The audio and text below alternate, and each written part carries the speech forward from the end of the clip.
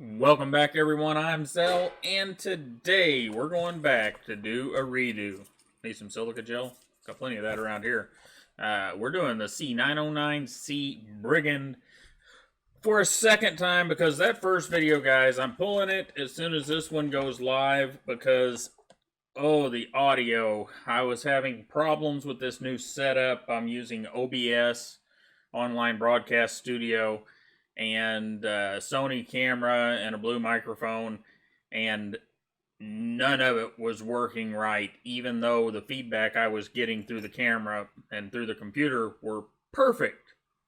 So I had to hunt down those problems. As you've seen in the last couple of videos, we kind of got that fixed. And let's get into the Civivi Brigand. So what is a brigand? Well, it's usually an outlaw hanging out in a forest area or whatnot. In the previous video, I mentioned the Red Ridge Mountains and Westfall in the video game World of Warcraft. And yeah, you go there, you're going to find them. A little more trivia, there's a mob over there, is what they're called in those games, or a non-player character that attacks you that's called a pillager. Over in Westfall. That's one of the brigands you want to avoid. Last stats I saw, that thing killed more players in World of Warcraft than anything else, I believe. Somebody correct me if I'm wrong there. We should probably look. You get the little zip cases. The Civivi zip cases are a little less fancy than the wee ones, but still effective. A little smaller. They only hold one knife. You still get a really nice Civivi towel. I like the little towelettes that you get with Civivi. I like the color and everything there. You get your Civivi brand information and warranty info and these cool stickers that I've talked about before. If you haven't seen them, we'll get them up there. That Wii's first round of stickers were, well, let's just say they were pretty sad for an American or European audience. They may have been great for their home audience, but, you know, people think a little differently. But their second round of stickers, they've knocked it out of the park. Those things are great. And here is the Brigand. And guys, they did a great job with this. I have a couple of quibbles that we'll get into as we go along. But for the most part, for $60, you're getting a heck of a knife. If that's the TLDR right there. For $60, you're getting a heck of a knife. And if that's all you wanted to know, then here, I'll open the knife. You can look at the nice looking blade that's got some use marks on it, and go buy one because it's all Civivi. Everything works good, and it's D2, somewhat stainless, but not really. Let's not call D2 a stainless steel. And there you go. If you were looking at it, thinking you wanted one, just go get it. So there it is open. We're going to see if I can clean up that blade a little bit. And one other thing I want to say is, as we're doing these videos all the way up until right before Christmas, the printers have orders. And whenever we do these videos, you may hear weird noises in the background. That could be a resin printer. That could be a FDM printer. It's just part of the game, guys, because they all have orders they have to get done, and we got to run them. So, back to the Brigand. What do we get? If you stuck around this long, we're getting this really, what I'm going to call a nice scale. It's got a bit of, it's a peel ply type texture right up here, which is very nice, and as you can see, this one has been around a little bit, been used. We got chamfers in all the right places. We do have a lanyard hole that doesn't really add to the handle, which I always like when we do that. We've got a G10 backspacer or some sort of plastic. I don't know that they really tell us what I think if I could get to Wii's website, they would tell us there, but the Civivi website is down right now. We have a nice, this is kind of a newer Civivi pivot head, and I like what they've done here. It's real nice, been milled out. It's a nice touch on a $60 knife. Standard pivot cap. We got standard Wii screws, Civivi screws, if you will. Here, the only place they use T6 in the knife is on the pocket clip. kind of wish they wouldn't do that, but I understand why. And you are tip up left or right on your pocket clip. The scales are shadow boxed just a little bit. Everything's chamfered well. One other point that a lot of people are going to like, I'm kind of here or there on, is they put these, they're kind of a matte gray liners in it. They are all milled out and pretty, I mean, they look good. I liked the colored ones. Thought it gave some contrast to the knives. But I understand many of you will like these silver ones. I also like the matte black ones they're doing. Those are really nice. Now, they do give you a satin pocket clip as well. Same Civivi deep carry pocket clip. All good. Knife itself, just, well, guys, it's Civivi. It's pretty freaking good. We have a 3.5 inch blade with a 1200s or 0.12 blade stock.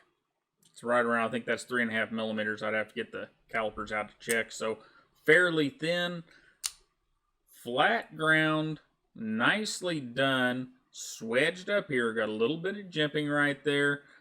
And the blade itself is abso-freaking-lutely gorgeous. It is kind of plain on finish, which is odd for we, but I kind of like it. I'm not a huge fan of all the super fancy multi-texture blade finishes, so this is, in my opinion, kind of nice just to have something that's pretty consistent all the way across. Now, action-wise, guys, it's a Civivi. There you go. I mean, they know where to put their flipper tabs. They know how to get the bearings in there right. Everything in this knife is freaking golden. And you should, like I said at the top of the video, if you were looking at it, just go buy it. Ergonomically, this thing's good. This choil here is big enough, not deep enough really, but big enough to get your hand in and be reasonably safe about it. So even with the fat of my finger in there, it's pretty good. So I like that a lot. Now, design. Well, I should probably go through the rest of your bill of materials. You've got a handle length of about 4 inches. It's a 4.5 total, so we've got about 3.8 for your grip length. And everything there is really good. We got a thickness of 0.52. We'll do a weight here if I can find my scale. You know, I set it up here so that it would be right here for us, and then I put things on top of it and I can't find it. So let's see here what we get. We're on ounces, 3.75, 106.4 grams. That wasn't, yeah, 3.75 ounces, so pretty light for its size. Now, design-wise, I have, well, let's talk about it. You know what? We'll wait to talk about it because we're going to lay it up here against some other knives. We have a Malware. That's a big knife, nearly 4-inch blade. This is a 0452, another massive knife. That's a 4.1-inch blade. And we'll bring in a Roxy 4 at a 4-inch blade. And one more, we'll do a Rat Model 1. That is also, I believe, a 3.5-inch blade. So, you know, the knife is right in there. They've sized everything well. They've been conscious of handle length and all those things that you need to think about whenever you're designing a knife. They've given you an absolutely beautiful blade with nice chamfers, nice everything, and swedge up there. I like all of it. The sweep back here, very nicely done. I do have one issue though. Let me close the knife, and you can probably see it. I know that the point of the blade is back here, right about there. However, I don't care for leaving this out here. I would, if I were designing the knife, I would have rounded a cut or made a cut here in line with the blade. Give it a little character. The handle's long enough that you can get away with that. That's also where your pinky's going to rest. So a lot of knives allow your pinky to rest a little bit higher on the handle, and that would have been fine. And that's my only real complaint. The one other thing I would like to say directly to Civivi is all this D2 is good, but we're burning up the D2 love. You did 9CR18 MOV in the first 3 knives you put out. You priced them accordingly, and wow, are those great knives. People love those things in the 9CR18. I've been seeing it online. I've been hearing it from you guys. And there's an outpouring of bring us back some more of that knife. And I know from a business standpoint, what Civivi is probably thinking is the steels, we've talked about this many times, the steels really all cost about the same. There's not that wide a difference per blade. We're talking pennies here in the States per blade for the difference between the 9CR18 and the D2.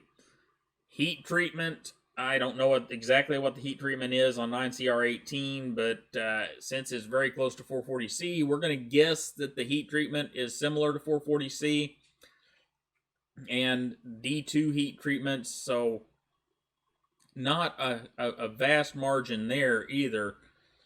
So this is what Civivi's thinking. D2 is a more popular steel, more well accepted by many of the knife people, and if they give you D2, then they get better reviews. And if they put 9CR18 in, say, this knife, and they price it at $59, then reviewers whine. Why are the other 9CR18 knives $43 or whatever they are? And we've got to stop basing the price of consumer level knives on the steel involved.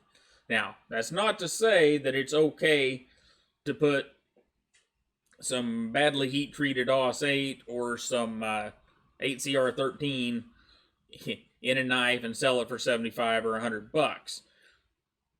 But whenever we've got to this level of good, whenever we're talking about the Sandvik steels, whenever we're talking about a well heat-treated VG10, whenever we're talking about this 9CR18 or D2, and the list goes on, there's a bunch of these mid-lower level steels that we need to quit fussing about in mass. And we need to allow these companies to give you options, because I'm sure that's what they're feeling. They're feeling, well, if I put D2 in there, then nobody's really going to fuss. Well, yeah, people are going to fuss. It's just not the loud ones. Because I hear you guys out there wanting that stainless. And I really wish what we would do and some of the other brands would do is they would, I don't know, maybe TikTok back and forth between steels or something where some of their models come in a D2 to make the D2 people happy, and some of their models come in something like 9CR18 to make the people that need a stainless steel happy. And anyhow, I'm going to get off my soapbox. I'm just getting kind of tired of community enforced use of D2 and people getting left out because they live in Louisiana or wherever, where using D2 is kind of a questionable thing because of the corrosion, rust, discoloration, and they would really prefer a stainless. And we need to get off the box of anything that has CR in it's bad. A lot of your kitchen knives are a CR steel. So, anyhow, I'm getting off. That's not really off track, but I can go long-winded on that whenever we're talking about the awesomeness of the Civivi Brigand. Like I said, at $60, if you're in an environment where D2 is okay with you, realize it will discolor. Realize it will corrode if you're in one of those high temperature, high humidity environments, or you do a lot of sweating. But that's part of the steel, it's part of the way it goes. And the Brigand is a great knife in that price range. My only little quibble, like I said, was that shape at the back. I wish they would have done a little bit with that, but that's okay. Having a bog standard handle design, while somewhat boring, is also very good because it gives a very familiar place for your hand to be. Well, guys, that's been the Civivi Brigand. Yeah, it's a good one. I like it. I do wish they had done a little down here, but hey, you know, a bog standard handle is good. It's very familiar, feels good in the hand, and that's it. I'm out of here, guys. Appreciate you watching. Don't forget to like, share, and subscribe. It's been awesome to have you here with me, and I will see you next time.